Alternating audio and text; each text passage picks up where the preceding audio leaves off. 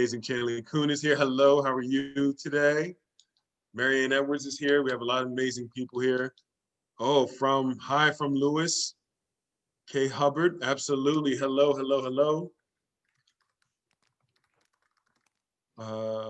So we can view it. Will this webinar be recorded so that we can view later? Yes, it is. Yes, it is.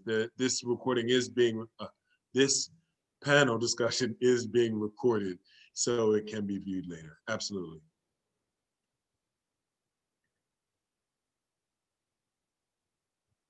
Link to the recording. I think we can probably give the link to recording as we start to close out, if that's okay. But I got to wait on the technical assistance support to make sure that we can do that. With respect from Coalition Smell New Jim Crow, thank you, sir. Absolutely glad to have you in the house. Kim from the Friendship House, thank you so much. Friendship House, absolutely. In support of Kim, absolutely, absolutely. Kim E in support of Kim W. I like it. I like it a lot. Like it a lot.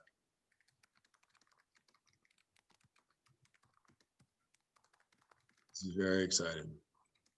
All right, so tech support team, I just want to make sure if I can get a thumbs up before I get everything going. I just want to make sure everything is good to go. All right.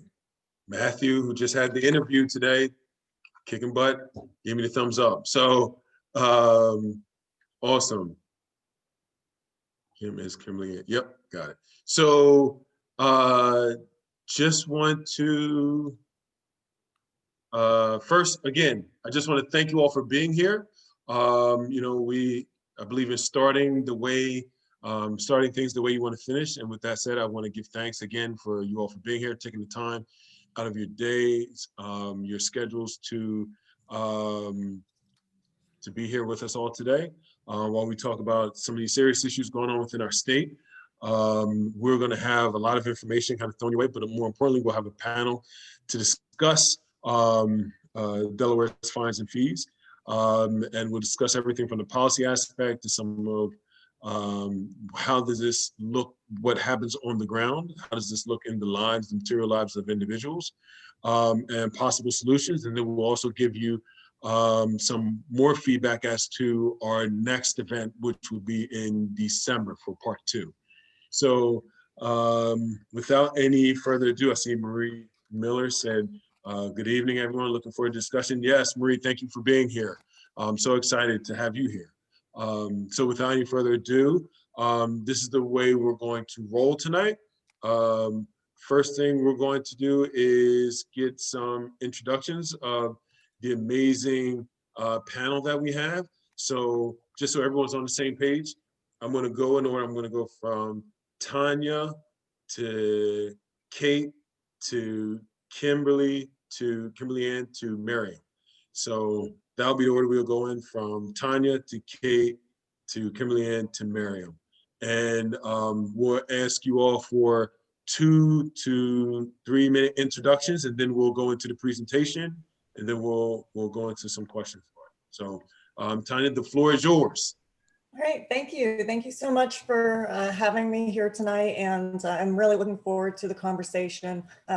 My name is Tanya Whittle. I am a resident of Delaware, and I am a scholar who researches criminal justice issues and who has worked in a variety of different roles in the criminal justice system. Most recently, I was at the courts before I transitioned over to Delaware State University. And so I'm hoping to bring some of the scholarly research, what we know in general about fines and fees, to the conversation tonight. I can, speak to what I learned from working alongside people who are dealing with our criminal justice system and the really, conflicting expectations that we have of them. But there are also many people here. I even see some experts in the audience. So again, thank you for having me, and I'm looking forward to it. Awesome. Thank you so much, Tanya. Now to Kate, the floor is yours. Thank you, Eugene. Can everybody hear me? Thumbs up.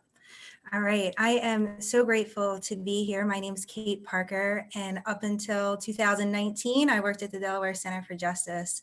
I am a public defender by trade, and my heart belongs to Delaware. I no longer live or work in Wilmington, but I am so happy to be here to share some lessons learned so that y'all can take this torch and run with it. And so again, I'll reiterate what Eugene says. Thank you for being here, for caring about this, and for coming together to learn more about what you can do to create a more equitable criminal legal system in Delaware. Awesome. Thank you so much, Kate. Now we're going to Kimberly Ann. Please, the floor is yours. Hi, my name is Kimberly. I am currently a Delaware resident. However, I have not been a Delaware resident my whole life. Sorry, I'm a little nervous. I'm not used to speaking on webinars, so I apologize. You're amongst family here. This is and this is a good thing for our community. So people are appreciative, and this is a family type of environment, so we can educate people. So please, the floor is certainly yours. I'm currently a resident in the Friendship House program. Basically, I am here to share my experience with the side of the legal system. Sadly, I am the one on the opposite side of the legal system. I'm the one that's been dealing with everything that you guys are trying to advocate to help us with. So pretty much I'm here to gain all the knowledge that I can from you guys and to help advocate what you guys are trying to stand for. And I appreciate everything that you guys are speaking for.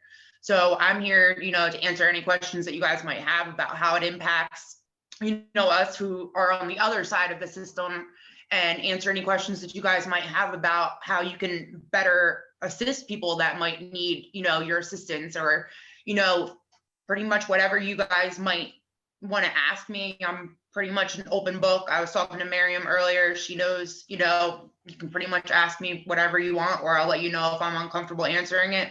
It's as simple as that. You're really, whatever you want to know, you can ask. So. Awesome. Thank you so much, Kim. We really look forward to the dialogue and discussion earlier. Really appreciate you for being here. And shout out to the Friendship House. They do amazing, amazing work. Huge shout out to the Friendship House. Huge shout out. Miriam, indeed. Miriam, the floor is yours. Hi, everyone. My name's Miriam Dede. I'm with the campaign to End Debtors Prisons, and our goal is really just to decriminalize poverty, so that when people are faced with criminal charges or with the justice system, folks are getting the same kind of treatment regardless of whether they have a lot of money or no money at all. My background in this comes from my day job, which is as a public defender for the state of Delaware. I primarily practice in the Court of Common Pleas, so it's mainly misdemeanor work. And that's really where I got my introduction to this issue, because before the coronavirus, every Tuesday is traffic court day, and that's folks with suspended licenses, which is mainly folks dealing with these issues. So I'm really happy to be here and really happy to see so many people interested in this. And I'm really looking forward to learning more from other people on the panel, and hopefully also learning more on our second part of this two-part series, which we'll send folks information about in December. Awesome. Thank you so much, Miriam. Really appreciate that. So now we are going to go into a quick presentation that it should be coming up. I think it's going to be Miriam and the tech team are working to put it up. Is that correct? That's right. Awesome. So I'm gonna screen share. Hopefully this works. It will. Actually, I just got a message that it's disabled. Tech team, do you mind giving me a hand? Shout out to the tech team. All right. Shout out to the tech team. Shout out to Lynn, everyone who's been working behind the scenes and are working behind the scenes to make sure this panel discussion is fruitful. So thank you all. Thank you also to Matt as well.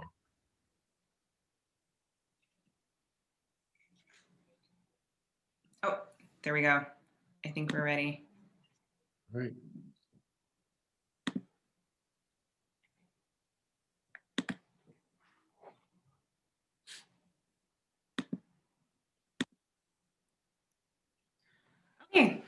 Someone shout out if something looks wrong at some point in this, because again, I think everyone else has said this, but not a pro at using Zoom.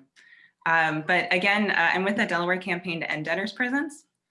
And I like to, I just wanted to give kind of a brief intro on this topic because a lot of times it's kind of in the weeds and it's an issue that unless you're affected by it or you work in the system, it's often something that folks just don't know about. So I like to start by kind of framing it because I think a lot of times when we think about justice involvement, we think about it in a way that isn't actually how it impacts most people. So the thing is, we all make mistakes. That could be that you hang outside your girlfriend's, maybe breaking up with your girlfriend's house with a loud boombox. That seems innocent and cute, but in Delaware, it could be considered disorderly conduct. So under Delaware statutes, that's an unclassified misdemeanor. You could be looking at even up to 30 days of jail for that. It could be that you go somewhere that you're not invited. Again, seems funny, seems like a joke, but we're talking about trespass. Depending on where you trespass, that could be a Class A misdemeanor, the highest level of misdemeanor, punishable with up to a year of jail or up to $2,300 in fines. Or let's say that you take out some aggression on the office printer, or maybe even, again, you get back at an ex. We could be talking about criminal mischief.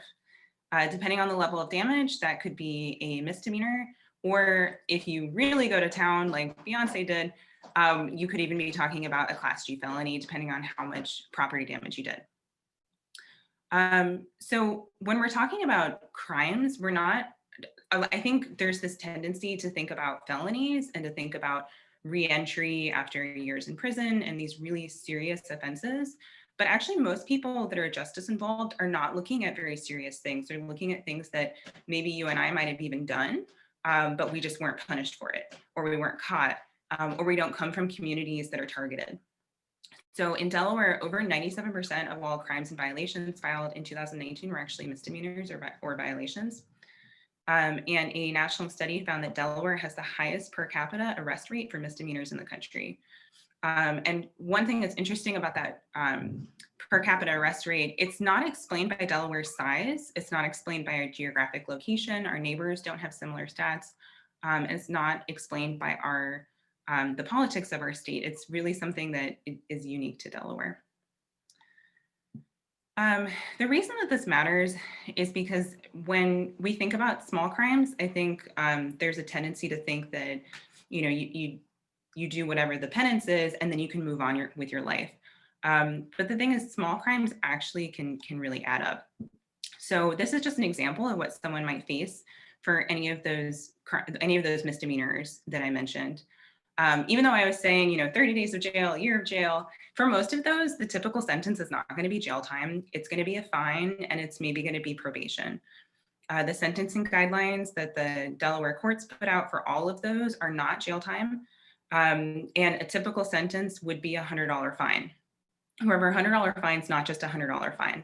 There are statutory fees that are added on top of that $100 fine that, if it included probation, actually comes out to $500. And it doesn't even stop there. If you get a capias or an arrest warrant for failure to pay, it's $20 for each of those. So even a $500 fine can end up being hundreds and hundreds of dollars more, depending on how much you struggle to pay it. Breaking down that $500 fine. So the $100, the purpose is supposed to be punishment. It's supposed to be a deterrent. But the $402 in court costs, the intention is not a deterrent. The intention is to raise money for certain government functions. So I have listed on here some of the fees that make up that $402. Most of those were set by the General Assembly, and the courts have little to no discretion to not levy those on someone. So the reason that that $502 is so significant is because it's a number that a lot of people would struggle to pay. A US Federal Reserve report in 2018 found that 27% of people would have to borrow or sell something to pay an unexpected $400 expense, and an additional 12% would not be able to cover the expense at all. So that means that almost 40% of people, if they faced even just misdemeanor conviction, would really struggle to pay that court fine and fee. So when people can't pay in Delaware, they face a number of consequences. Their debts can incur more debts in capias fees. Their driver's licenses are suspended. When you get a failure to pay capias in Delaware, we'll suspend your driver's license for that. And it's indefinitely suspended until you get it sorted out. You get an arrest warrant. So those capiases are arrest warrants. That can mean that you're fearful to seek help from the police if you are a victim of a crime, or if you witness a crime. It can mean that you are scared to come into the courthouse to deal with the capiases. And it instills a system of fear. And then lastly, you can even go to prison. So in just the first 6 months of 2018, 129 people in Delaware were sentenced to prison purely for inability to pay Delaware court-ordered fines and fees. This issue of suspended driver's licenses, of the system of court debt, is huge. In just 2017, there were over 20,000 driver's licenses in Delaware that were suspended for failure to pay court-ordered fines and fees, and there were over 40,000 warrants issued for failure to pay fines and fees for non-felony offenses. All of this has a disparate impact. So nationally, the criminal justice system disproportionately impacts communities of color. One of the reports that gets a lot of press about this is the report that the US Department of Justice put out about Ferguson, which found that folks that were African American were disproportionately arrested compared to their representation in the population. Those same kinds of disproportionate impacts are just reverberate around the country. And in Delaware, a report from 2016 found that arrests were more common in areas with a greater share of residents that were African American and impoverished. What that does is then when more people are being arrested because they're people of color, we're also seeing that they're getting more fines and fees as a result of those arrests. So the system can have a whole bunch of effects. First, it erodes trust in the justice system. A couple of those fees are sometimes referred to as Sixth Amendment taxes. So the public defender's fee is one of those. There's a $100 fee that's added to any conviction or sentence if someone was represented by an attorney from the Office of Defense Services. That means that it is decided that that person isn't able to afford an attorney on their own, and then they exercise their right to an attorney, and then they get a $100 fee as a result of that. It also creates ethical conflicts and puts a lot of people in kind of a difficult situation. So judges, for instance, impose fines and fees that then help fund the infrastructure of their very court system. The ABA recently put out an opinion that does create an ethical conflict for the judiciary. And it also puts folks that are experiencing those fines and fees in a position where they often make desperate choices. A study in Alabama found that over 82% of it was over 1,000 people were surveyed, and over 82% of them said that they'd given up necessities in order to pay court debts. And almost 40% of them admitted to having committed a crime in order to pay off their debt. And then here's kind of the rub about it. There are some stats out there that suggest that this system is inefficient. So a 2019 Brennan study of 3 states and 10 counties found that the counties studied were spending 41 cents for every dollar that they collected through court fines and fees. And one county in New Mexico was actually losing money by doing fines and fees. They spent $1.17 for every dollar that they collected. And just in comparison, the IRS only spends 34 cents for $100 that it collects through taxes. So a lot of times when we think about debtors' prisons, I think we think about some sort of like 18th century practice that just doesn't happen in our modern America. But in reality, it's something that happens in America, and it's happening in Delaware right now. So the campaign to end debtors' prison, our mission is to seek a world where one's poverty doesn't affect how they're punished in the criminal justice system. And this system of fines and fees is really one where folks that have money are able to pay their fines and fees and not be haunted by this past debt, and people that don't have money can face it for years to come. Some possible legislative changes that have been suggested in Delaware and elsewhere are analyzing a person's ability to pay before issuing any fines and fees. That way, for folks that don't have any money, they'll never incur that debt. Ending the practice of suspending driver's licenses for inability to pay. This one I think is a pretty nonsensical one because it's you can't drive to work if you can't drive, and if you can't drive to work, you can't earn money to pay off your fees. Getting rid of all fines and fees for children. Family court does have a lot of the same mandates in terms of fines and fees. They have some more discretion to excuse some of them, and a lot of judges do have a practice of doing that, but there are still children in Delaware that are issued fines and fees in this way. Getting rid of the practice of late fees for unpaid fines and fees through the KPS system.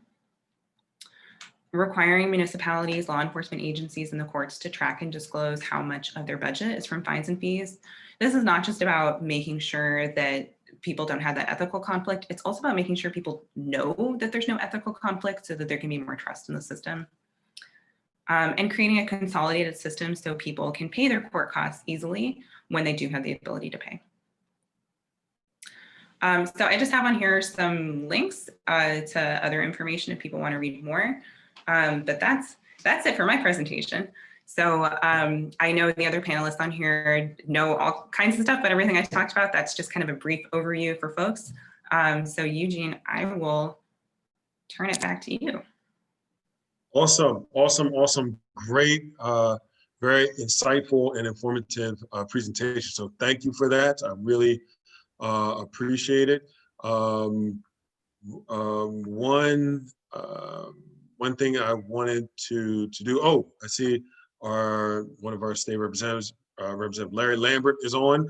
Gotta give a shout out to Representative Larry Lambert, and also Rob and Cammy are on as well. So hello, Rob and Cammy as well. Just a reminder to everyone, please feel free to send, put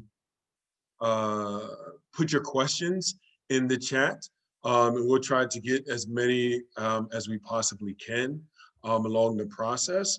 One of the things, I guess, in starting some of this panel discussion, one of the things I want to do is just talk about like the money aspect first, like obviously debtors prison, fines and fees. I want to talk about, and I noticed how you used the Federal Reserve data from 2018. And I know Kate and I talked about this a little bit yesterday about how the financial aspect of all this and how people don't have it in the first place, right? And so what I'm going to do is there's I'm going to send it over in the chat. There's an article. I'm going to provide a little context, and I'm going to kind of pass it to Kate. So as Kate's eyes lit up. So, you know, one of the things that I think is important, and as Miriam touched on earlier, is, you know, many people do not have the funds.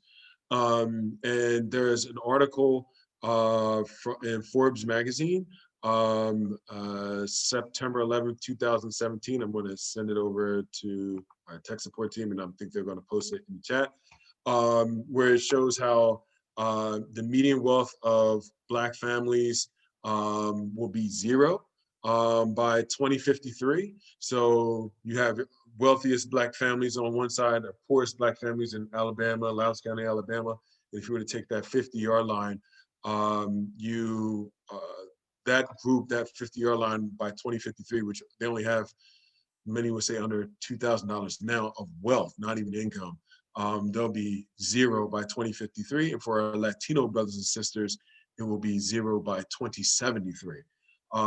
So with that said, you can see how, going back to what Miriam said, talks about the disparaging, who it really touches on even more than others. So I wanted to know, Kate, because I know Kate brought this up in one of our conversations yesterday, just about the financial impact. So I wanted to get, Kate, if you could elaborate on that aspect of finances and how it kind of ties into. Absolutely, and thanks, Eugene. This is something that Eugene and I have talked about for years, particularly when we work together at DCJ, and it is always worth discussing in very direct ways, right?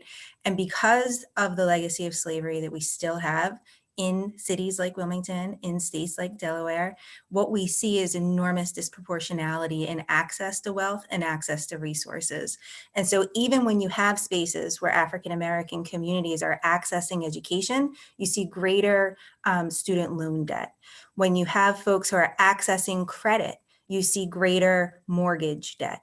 When you have folks who are moving into middle-class neighborhoods, you see appraisals are being impacted by communities of color who are moving into neighborhoods, and they're actually appraising houses at a lower value than in other places. And all of this continues to perpetuate great disparities in access to wealth and access to resources. They are not accidental, they are intentional policy choices, right? And what does that have to do with fines and fees? Well, as Miriam's presentation, which is wonderfully culling so much information, complicated into one space and making it really clear for everyone to understand, what happens is that essential government services, which ordinarily could be funded by taxes, are now being funded through a special tax, right? Through a fine, through a fee, through a court cost. And that is not equally distributed either.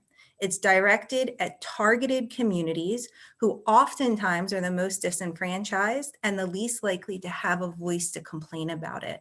Because if the same policing were happening in other communities and everyone was having the same parking tickets and everyone was having the same fines and fees and court costs equally in Greenville, just like they were on the west side, right? It would, you'd see people coming into the streets to say, we're not doing this anymore. But because the fines and fees are targeted in communities of color, and because those very same communities have been the most targeted through over-policing, through continuous divestment of education, continuous divestment of housing, redlining strategies historically, and have the least access to wealth and community wealth and lending practices, you see a double-sided feature of this, right? People have the least amount of resources because of the continuous policy choices that are made, and then they're targeted and bear the biggest burden when it comes to funding what are essential government services.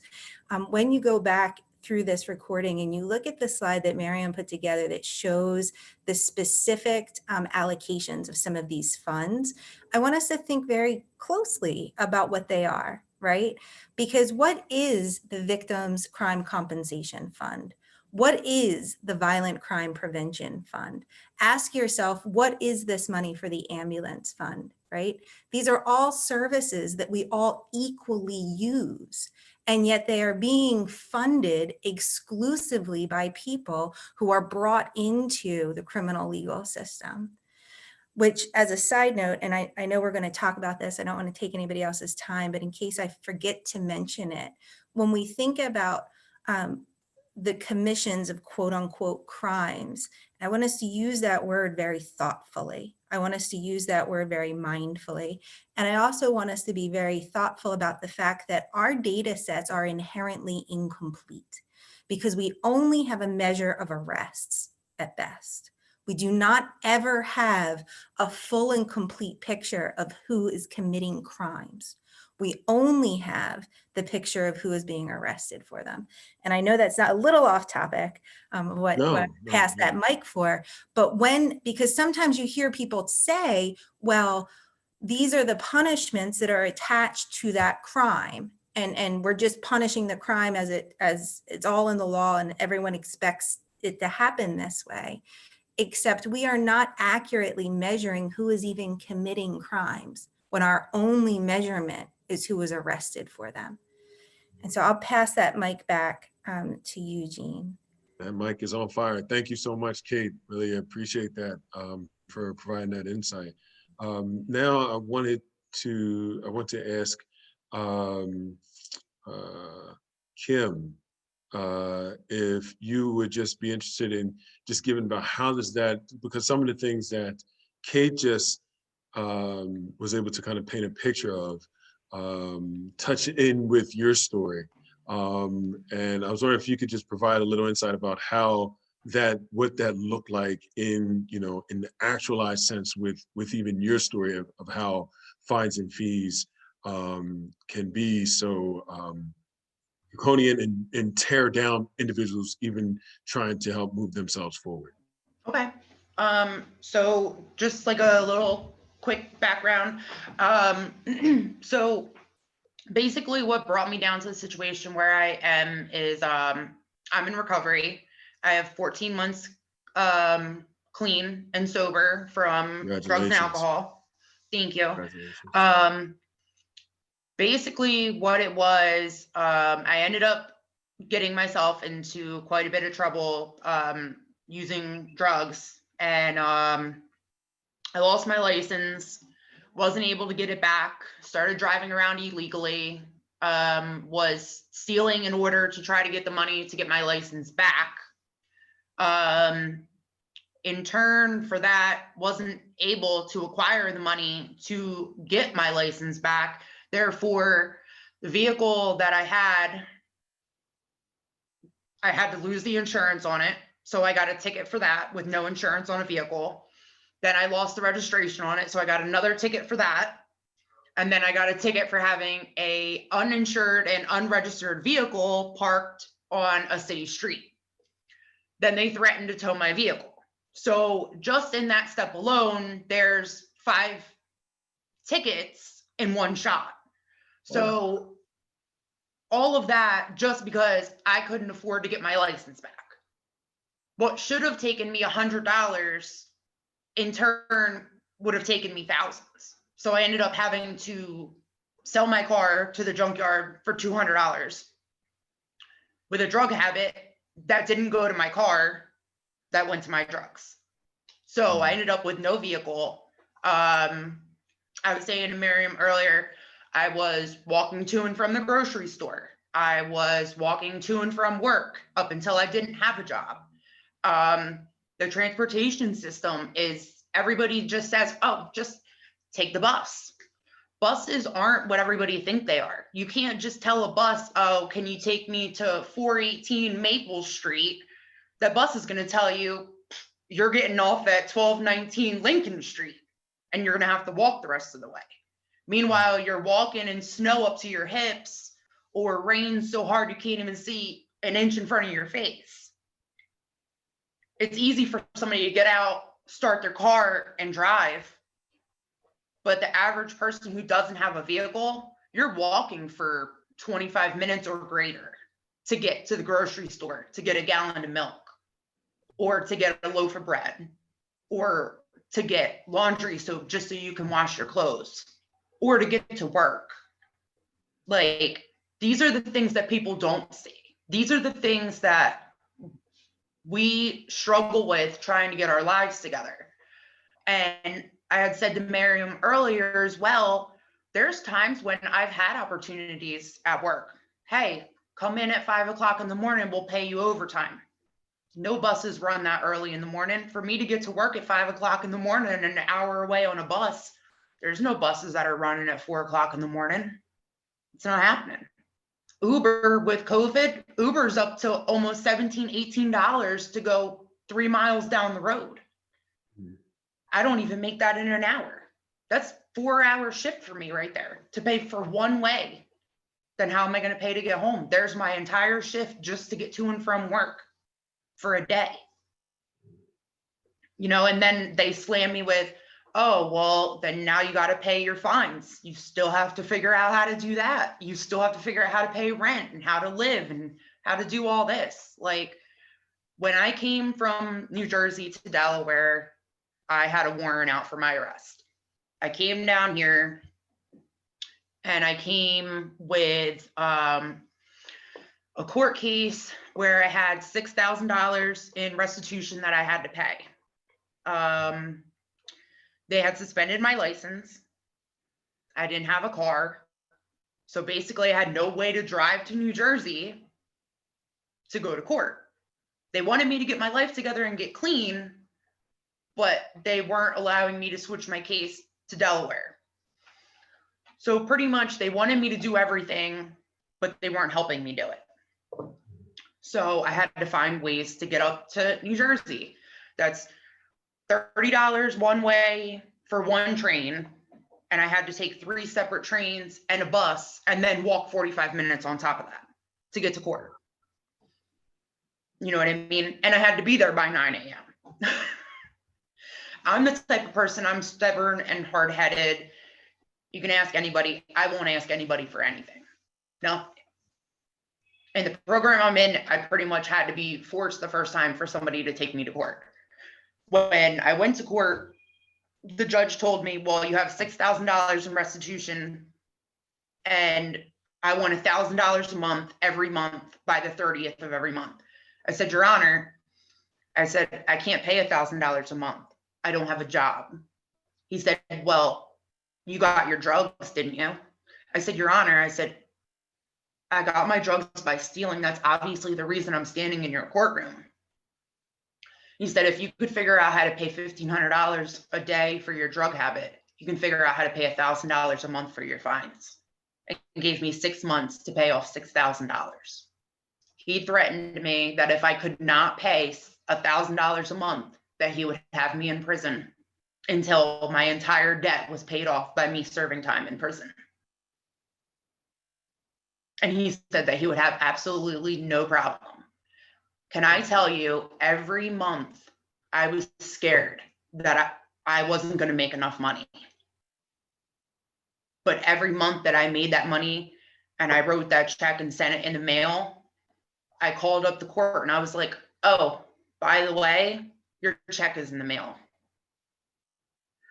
But that's what they do to us, you know, like on my end. How can you tell somebody in court something like that? That you're basically waiting for them to mess up so that they can just put you in jail. Luckily, I've never been to prison. I've never been to jail, you know, but I remember there was another time that I was arrested for failure to pay my fines. And I had the money in my wallet, but I literally couldn't bail myself out. They would not let me take the money from my own wallet to bail myself out. So here it is, 3 o'clock in the morning. I'm getting ready to get picked up to get transported to the county. And I can't even bail myself out. I have to call my mom at 3 o'clock in the morning to come sign my bail slips. Meanwhile, I have money in my wallet more than enough to pay my bail. For what reason? Why do they have to make it so hard when we're trying to do the right thing? And then I had another case where I didn't even want a public defender. I wanted to defend myself. They assigned me a public defender and made me pay for a public defender that I didn't even want. I didn't even want representation. And they forced me to pay for it. How is that even okay? Where does any of this even make any type of sense? You know, and like for me, somebody who doesn't have the college degree and the, you know, legal background, it's confusing and nobody wants to explain any of this to you. And you just stand there in court and they just hand you all these papers and say, sign here, sign there, sign here, sign there. And half the time you don't even know what you're signing. You know, like you get probation fines, you get supervision fines, you get, you know, drug test fines, you get all these fines and fees. And I was paying for things, safe neighborhood, all kinds of stuff. I was paying for wives of fallen officers, and I was paying for all this stuff. And I don't even know what any of this stuff is or was or where the money's even going. I feel like I was just taking money and just throwing it around in the street. Meanwhile, here I am working a minimum wage job, walking to work, barely making it by, trying to keep myself clean. And I'm wondering why I can't stay clean because I'm so sad that I can't even keep my head above water.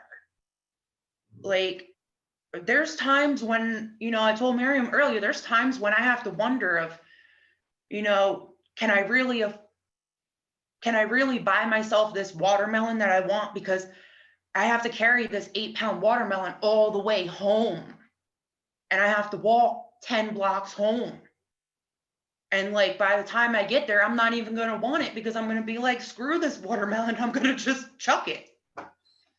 Or like, when everybody else gets to get the deals, like the cases of water and everything when COVID happened, everybody's stocking up on toilet paper and cases of water and everything else. I didn't have the opportunity to do that. How am I supposed to carry cases of water and cases of toilet paper and paper towels and all this? I only have 2 hands. I mean, we have volunteers that offer to do stuff, but me, I'm hard-headed. I don't want help. I'd rather figure it out on my own. And then, you know, the bus situation, everybody's like, take the bus. Well, that puts me at a higher risk for COVID. So what, I have a mask on my face. So what, that I have hand sanitizer. That still means that I have to take multiple trips on a bus. That puts me in the store every single day instead of 1 trip. And I still have to work every single day. I don't get to sit at home and quarantine like everybody else. I worked through the entire pandemic, the whole pandemic. I was at work every single day. And all I got for it was a $250 bonus and a little gold-plated pin that said essential worker with a sticker on it. And I was walking to work. And I said it to Miriam earlier, like, I've walked through drug-infested areas. I've had people offer me drugs. I've had people, you know, under the influence around me. I've walked through neighborhoods. I have to carry pepper spray with me because I walk through areas where I feel uncomfortable. But I don't have the opportunity to pay $30, $40 to a cab or somebody to drive me through. Yeah. And this is all because the legal system won't let me get my head above water. I'm still trying to get my license back. And I told this to Miriam earlier as well. New Jersey's making it virtually impossible for me to get a copy of my driver's abstract so I can get my license in Delaware. Delaware wants to give me my license. New Jersey will not let them give me my license. And Kim, one thing I thought that was really striking to me about your story is that all of this stuff that you're talking about not being able to go to the grocery store easily, all the struggles that you're facing and the challenges to your sobriety too that you're facing, you already paid off your restitution in your cases. You're not on probation. You don't have any open charges. They've all been finished for a while, right? Yeah. And these are all like continuing effects of the system. Yep. And that's a really good point because either Miriam or Tanya, and thank you so much for that, Kim. I was going to ask, can you break down that difference between, because some of the people may not know the difference between restitution versus like your fines and fees, and how that kind of works for those who may not know. I don't know who may want to take the question, and then I may have another question to add on that.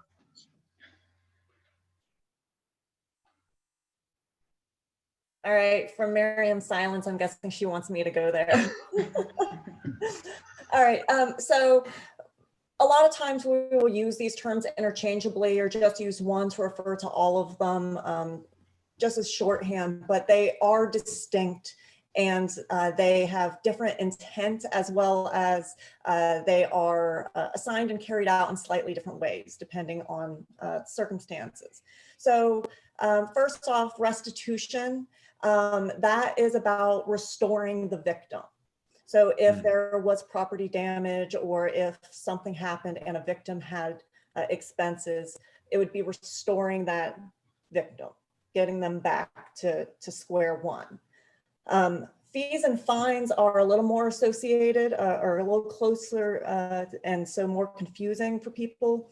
But typically fees, that's kind of like a service charge.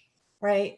We have a lot of things with our criminal justice system that we need money for. And from working in courts with data, and thank you, Kate, for making a data plug, you know, we have so many deficits in our criminal justice system, even at the infrastructure level, where it's hard to get clear numbers out at times, either for the user as well as for researchers and policymakers who are trying to just kind of function and get through. all right? But fees are what we are charging people to try to pay for the services that are provided. So the public defender, a lot of our, there's the ambulance fund. They can be minimal to someone who has all of their bases covered, but they can add up cumulatively because of this concentrated disadvantage that Kim was speaking about. And then finally, fines.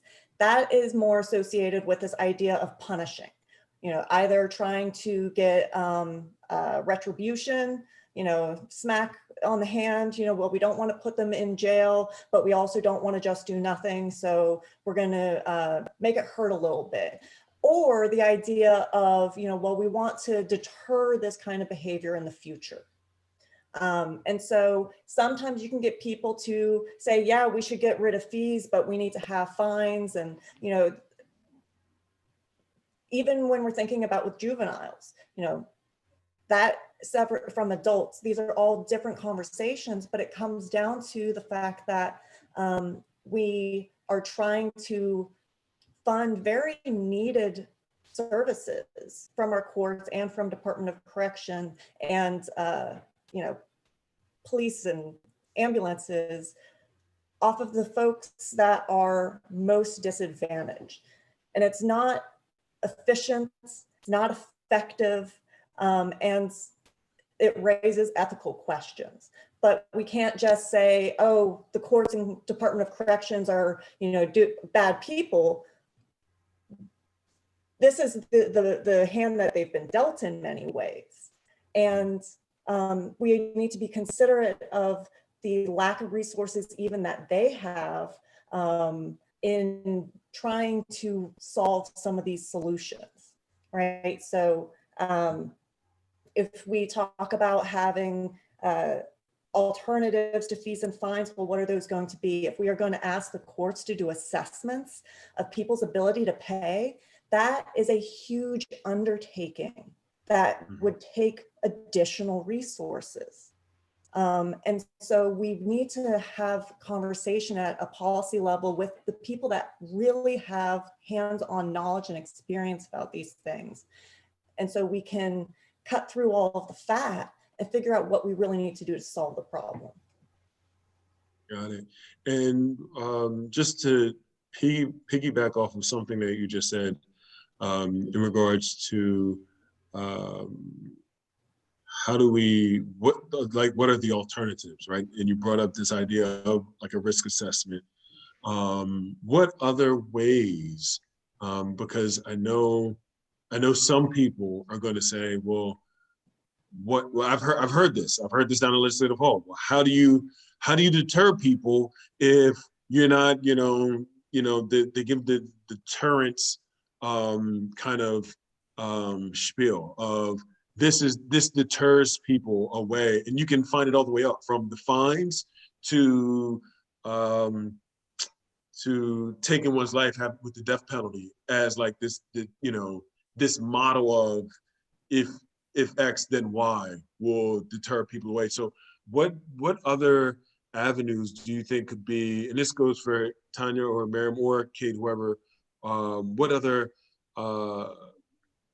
avenues do you think could provide that deterrence model? Because people in legislative hall, legislators, this is one of the arguments. So what is like the way to combat that, if that's a good question? Well, I think one thing to keep in mind is that if you are at the deterrence level, you're already behind the 8 ball. Exactly. And so I think we need to clarify, well, what is the original motivation, right? Mm-hmm. Is there something that we need to do rehabilitative to help our citizens, our communities? Really addressing poverty is the conversation that we're needing to have there. And that will help address a lot of these other things that are the consequences of that concentrated poverty that many people are experiencing. But other alternatives, if we wanted to think about deterrence, well, once we actually can figure out, is this person needing a carrot or a stick, right? Unfortunately, it does take time with a case, and a lot of our ability for the courts to be able to keep up with caseload is by focusing on efficiency. But we do need to think about, well, what does each individual case or person need? And I know that there are efforts going on. The community court is, coming up, and I haven't heard an update on that recently, but I have hopes for that. Miriam, I want to turn it over to you, because I know you're doing a lot of work in this regard, but there's not a one size fits all, and everything takes money. Unfortunately, that's the reality that we are in. And we need to be smart on how we're going to go about doing this. Otherwise, we are just like causing more work for ourselves and continuing to hurt the people that are already hurting. Yeah, I think definitely I agree with you, Tanya, wholeheartedly about maybe rethinking what the purpose of some of those criminal justice things are. Especially when we're talking about folks dealing with addiction, is deterrence and punishment really what we're going for, or are we trying to work on treatment? But I also think we should rethink the way that we're even looking at some of these things. A lot of times, first off, a lot of times the deterrence aspect and the punishment aspect of the misdemeanor conviction is the conviction itself. That's on someone's record. Expungements are not that easy to get in Delaware. I'm hoping they'll get easier.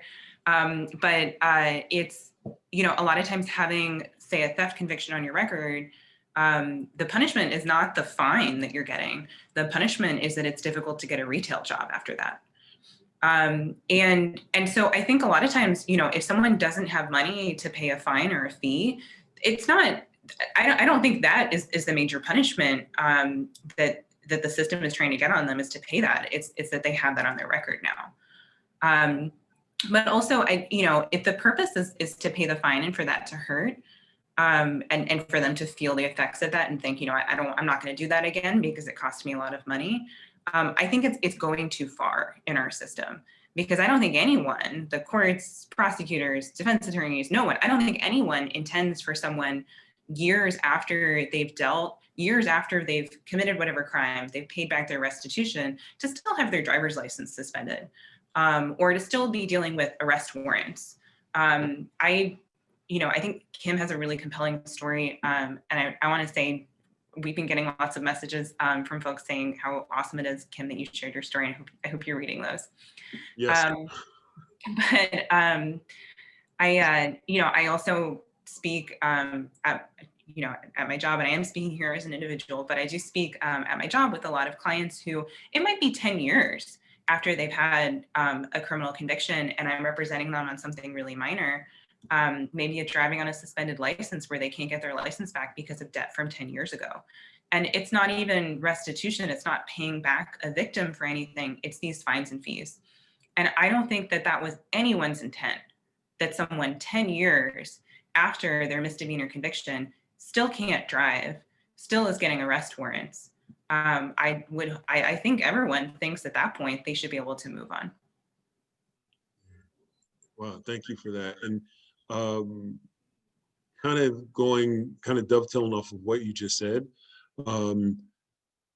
what then becomes some of the solutions, the policy kind of prescriptions for us as we move forward, as we take in some of the data and the data and talking points that you have given, Miriam, some of the context that Kate and Tanya have provided, and some of the personal anecdotal of story of like what this really means. So what is like the policy prescription to all this? I know if someone wants to get into SB 39 a little bit, I don't know if there's anyone in particular that wants to touch on it, but to speak about SB 39 and possibly what can be done moving forward, because that's some of the things that we're getting in the chat as well. And also I'm going to give that question, the policy question, and then the second question is about, it's been brought up in the chat also. I'm trying to keep up. I'm glad for all the questions in the chat.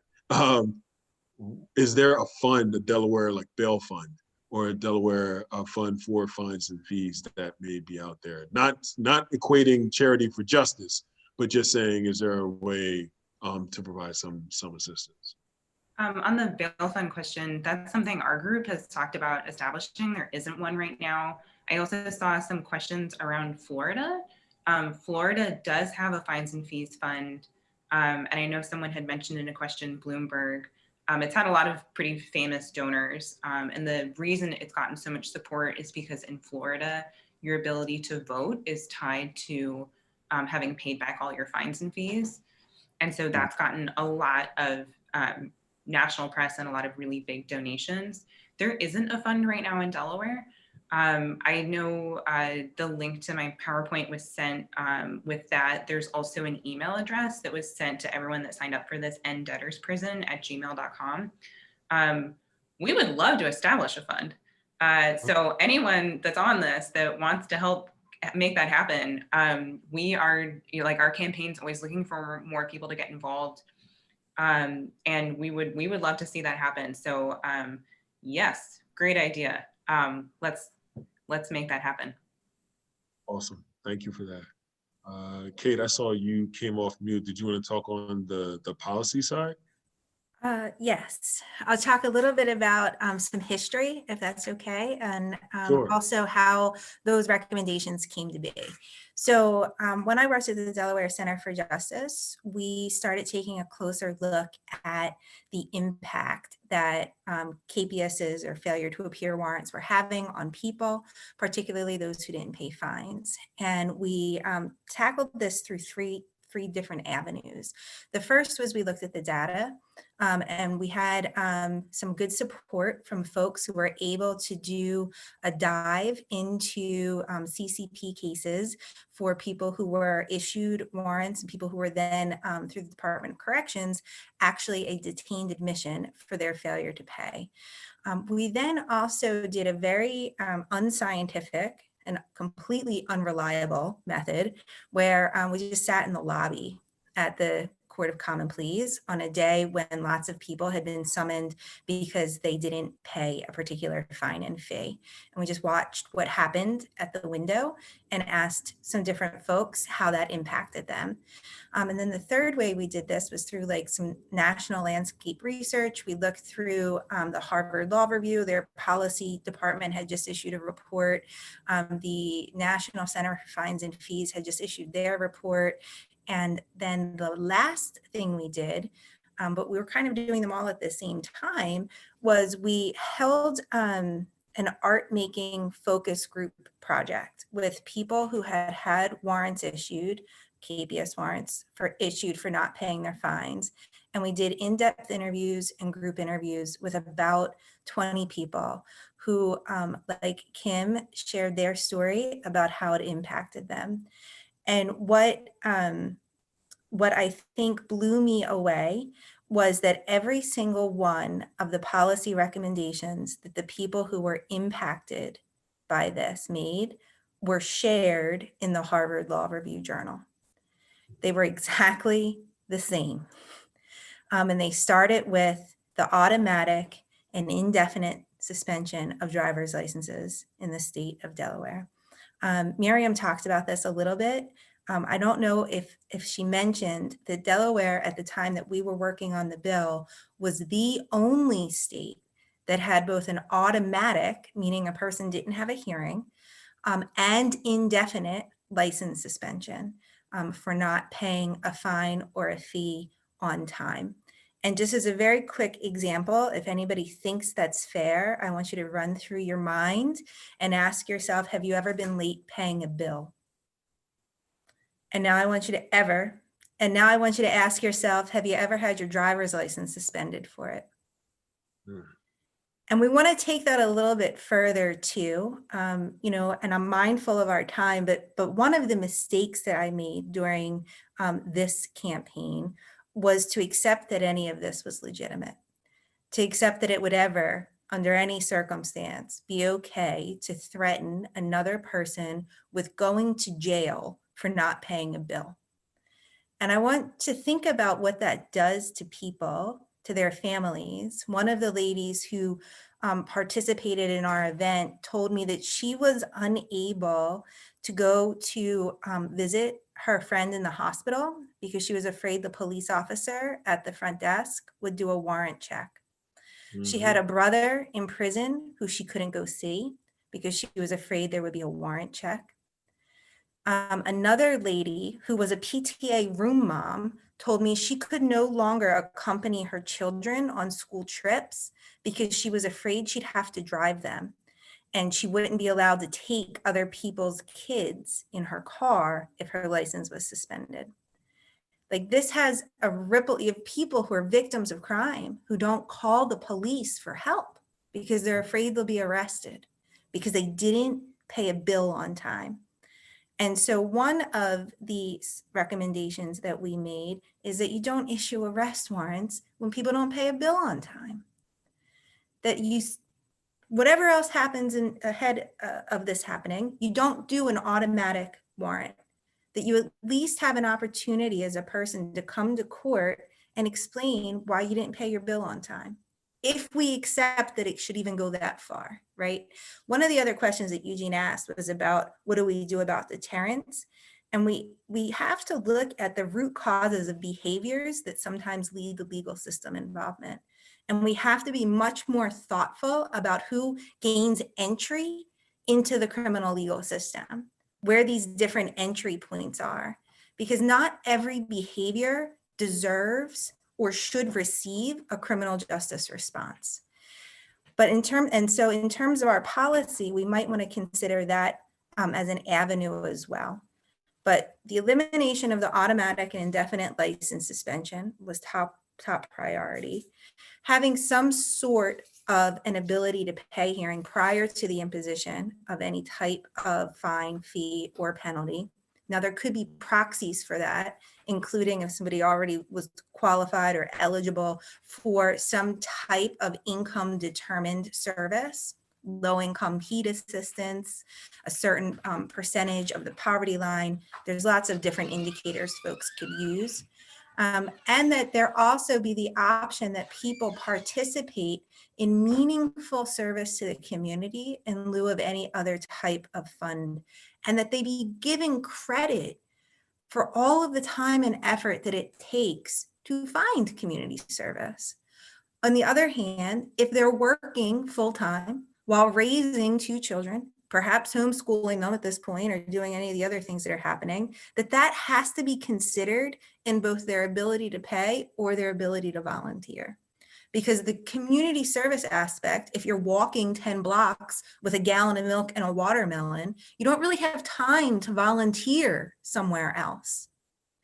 And this idea that everyone has time, that everyone has money, what we see is just, sometimes our decision makers aren't necessarily reflect the communities that are impacted by the decisions that they make.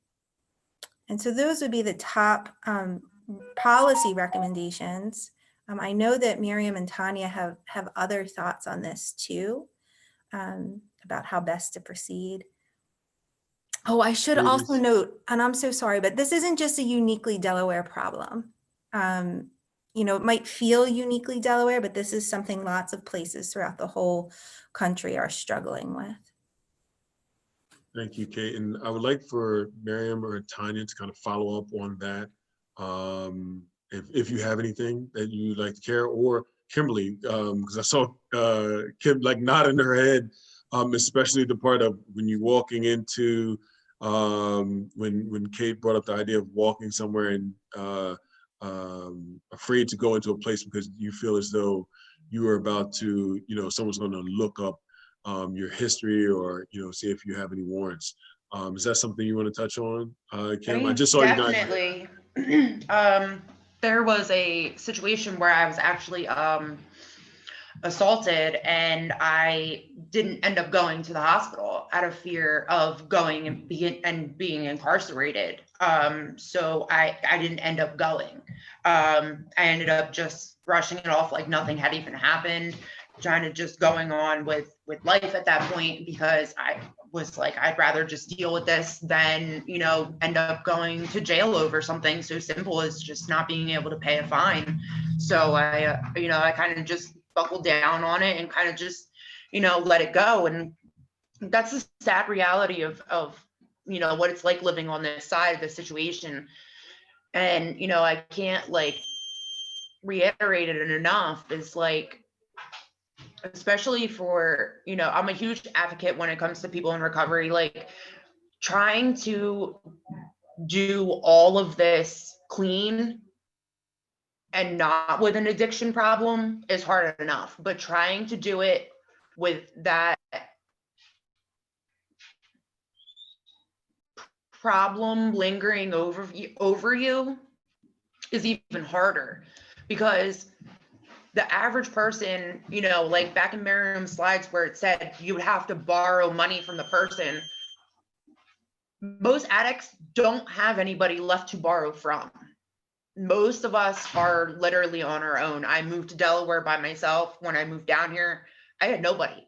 My own mother wouldn't speak to me. My sisters disowned me, and that was it.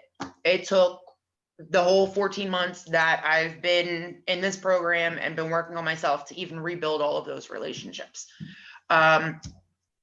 Probably still to this day, if I called somebody and said, hey, I need to borrow, you know, $200 because I have a fine, they'd be like, no, absolutely not. Maybe $5, but no. So it still is hard. I mean, the average person would be able to call up their brother or sister and say, hey, you know, I have a fine, or I got a speeding ticket. Can I borrow, you know, $50 till payday?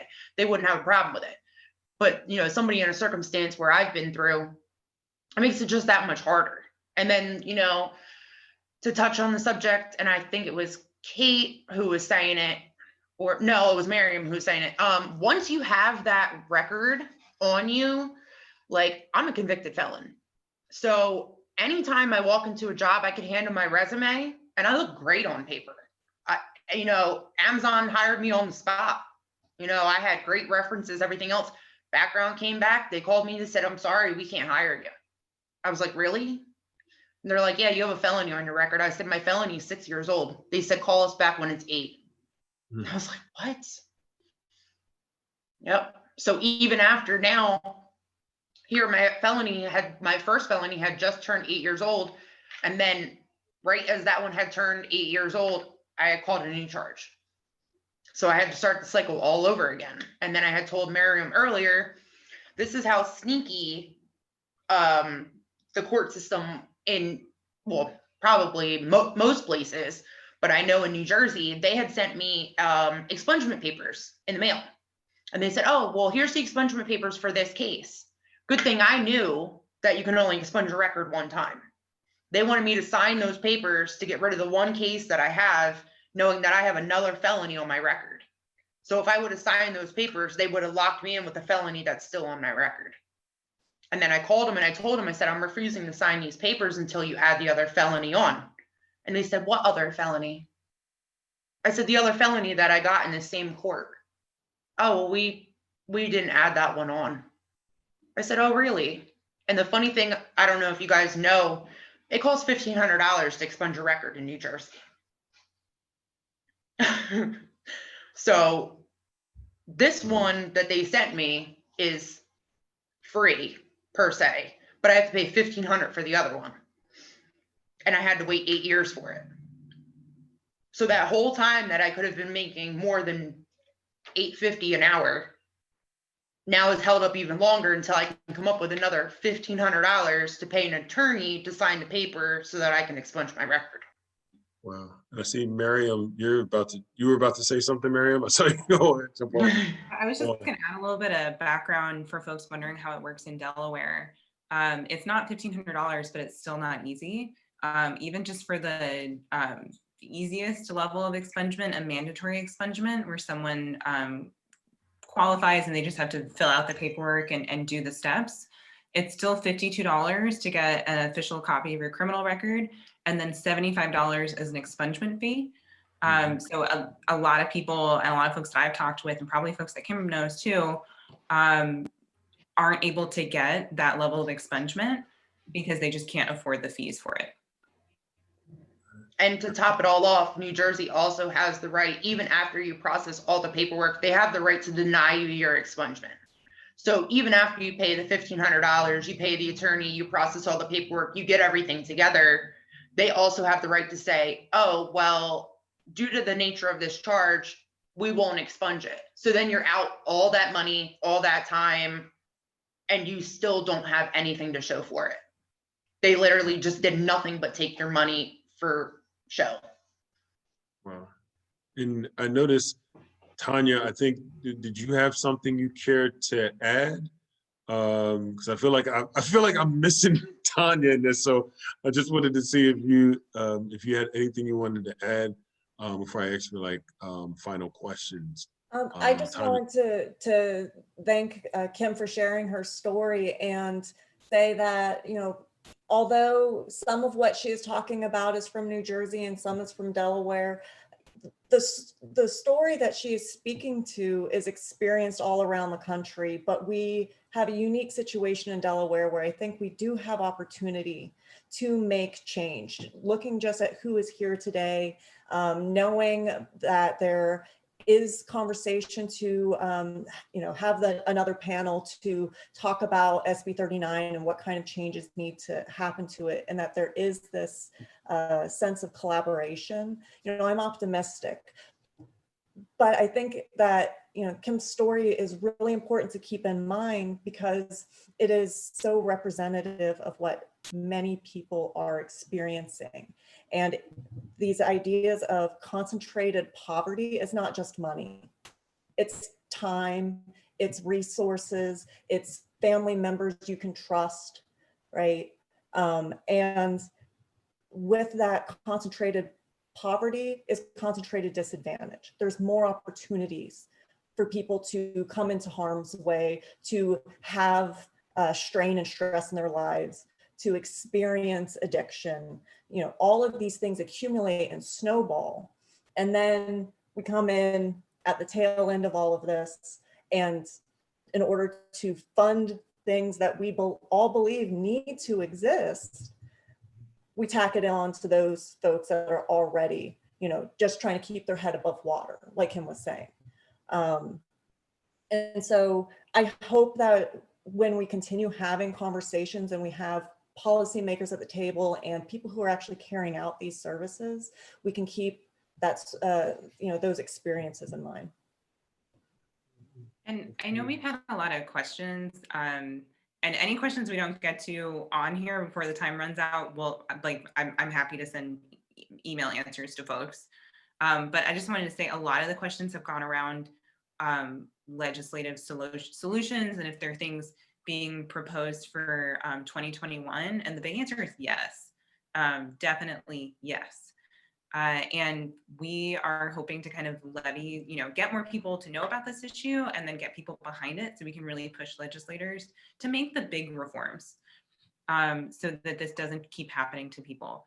So if you want to stay involved and hear about how our campaign and the other campaigns that we work with are, lobbying for that, then make sure you email us. Make sure you email us, and we'll make sure that you get all of our updates so that when we put together petitions and whatnot, you get those updates. Awesome. And Lynn, could you put your, I believe there's an actual Gmail address for the campaign to end debtors prison. If we can put that in the chat so everyone has it. And I would say this, around some of these issues, there are some legislators that are coming in, some of whom are on this,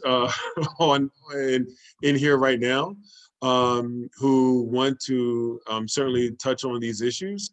And I think it's important, to join this team, the Campaign to End Debtors Prison, and also rally around those who are trying to push this legislative work forward. Because one of the things I will say is the worst thing in the world is for a legislator is when you put up legislation that's as meaningful as something like this, and there's no one there to testify in committee, or there's no one there to like rebut some of the talking points and they feel like they're alone, right? Because Kate and I have seen that as well. So I would say the main thing is being able to organize and galvanize that support is so important right now. And so please, please, please, I cannot stress it enough. Please send an email to the team at enddebtorsprison@gmail. Please also come to the second event in December. I'll have the official date in like 2 seconds, but also before that, because I know time is winding down, I want to give everyone like 2 minutes to close out. And so since we started with Tanya, Kate, Kim, Miriam, we're gonna start Miriam, Kim, Kate, Tanya. So we'll show those who started in the beginning some love. So Miriam, if you could just start just providing just a couple of thoughts. Yeah, first off, I want to say thank you to everyone for being here. It's been awesome seeing so many folks, especially like putting questions in the chat and whatnot. It's great to see people care about this issue and really dig into it.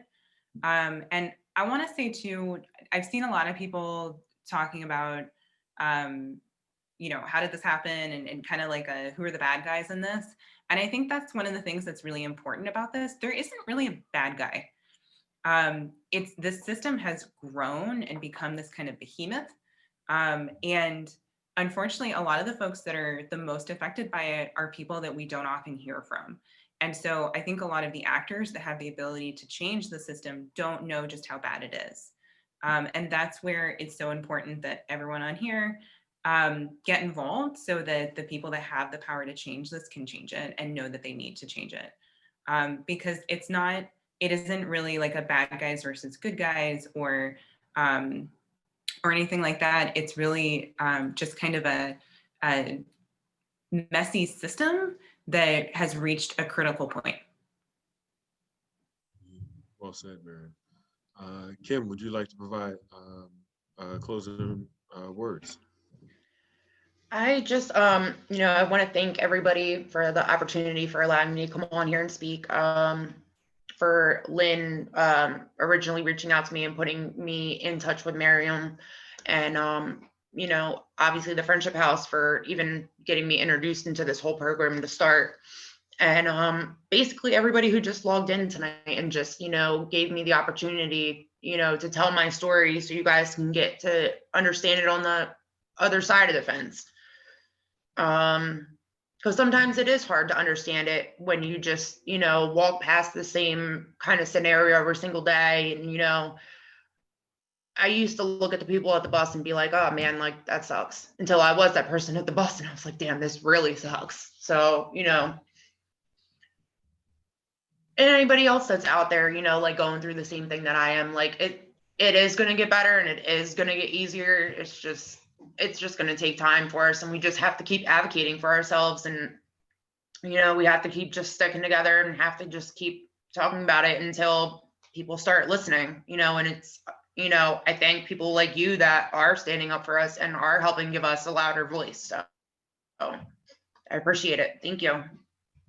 Thank you, Kim. Your testimony today has been amazing. It's been eye-opening and very extremely courageous. So thank you so much. Kate, a couple of minutes to close. Yes, and I too want to reiterate a big debt of gratitude to Kim. It's not easy to talk at a big panel, particularly we can't see everybody's faces. And so it's actually, I think, sometimes a little bit harder. And we all get nervous too. And she's just done a great job for the Zoom webinar. The two things I'd like to leave folks with is just this sense, number one, that we have to have an honest assessment of how much it costs to provide the services that we believe as a community we value. And so if we want to call the ambulance and we want the ambulance to come to our house when we need it, then we need to have our budget reflect that value and not have it hinge on whether or not enough people are arrested, convicted, fined, and pay to actually fund that service. The second part about that, it's kind of the other side of the coin.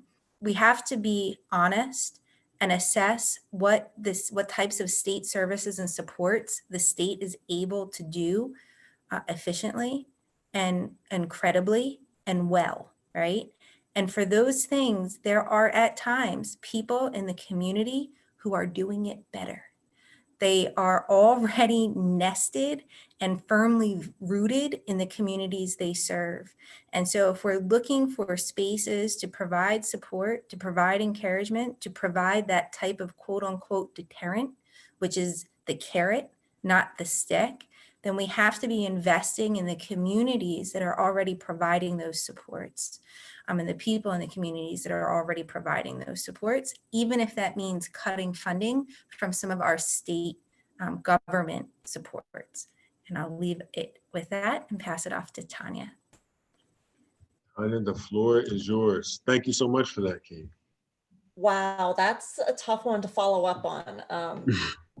Awesome things said there. I want to reiterate some of the things that Kate said, which is we do need to have an honest assessment, both in thinking about an honest assessment of what is our policy intended to do, and also how effective are we at doing that. And part of having this honest assessment is data, clear information, and you know, as I've said, we have a deficit of funds for things that are essential. And then we have this, you know, lack of funding for things that are essential for people to be able to do their jobs, right? So we need to have a better understanding of how, like, where money is going, how we are actually processing people, and the impact. But we can't actually do this if all of our criminal justice data systems are running on an antiquated mainframe. And as Kate was saying, this idea that we are going to continue maintaining that infrastructure, or even move forward onto a more stable and accessible system, do we really want to be funding that through the crime rate, or based on how many people are caught or given this form of punishment versus another? It just doesn't make sense. Yeah. Well, that is, talk about hard to speak after someone just got done talking. Very hard to follow that up. I would just say we're going to close the way we started now, and just saying thank you. First, I want to thank those who certainly have helped to put this together, who aren't seen right now. Lynn, tech support, who is Drew Series. You just see tech support there, that's Drew. Matthew Gray. I want to thank the amazing panelists that we have here, Kim, Kate, Miriam, and Tanya, for being so insightful and providing such excellent presentation, and really a real true understanding of like the issues. I also want to thank everyone that has come and has been able to view this presentation. It is being recorded, so it can be shared at a later date. So please make sure you share with your friends and family members. I personally would just close by just saying this. We are at a critical juncture when it comes to a lot of the important bills that need to get done on behalf of our community. And we're going to need everyone to be all hands on deck, because oftentimes, and I'll close by saying this, oftentimes in our state, we're so small state, right? We have more chickens than people, right? But oftentimes we don't see ourselves as connected to one another as we should. And I think that we never know what type of situation we may end up in, or family members may end up in. And so oftentimes we may say, this isn't going to happen to me. This may not be something I need to focus on. But I'm sure there were a lot of people before COVID that weren't worrying about the actuality of being in poverty, or not being able to pay bills, or if they caught a fine, that they would, be able to just easily pay it. But that life has changed for a lot of people in our state right now, and a lot of people in the country.